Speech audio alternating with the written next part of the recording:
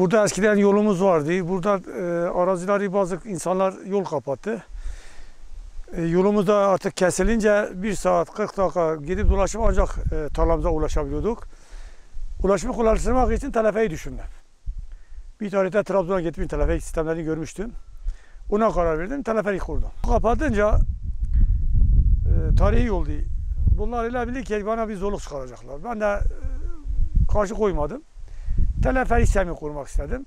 Kurduğum zaman da ya bu delidir, bu ne yapıyor, ne edecek, bu direkleri ne dikiyor. Bir gün malzeme getirip dağıp havalanınca şaşırdılar. Ondan sonra devam ediyoruz.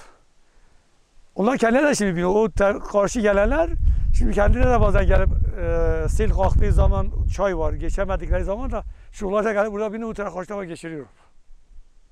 Herkes sevindi, herkes tebrik etti. Bunu nerede düşündü, nasıl yaptın? Yani sevindiler, başka bir şey yok. Evlenme teklif organizasyonu yaptılar. Öyle şeyler de oldu. Bahçe var karşıda. Güzel yerler var havuzun başında.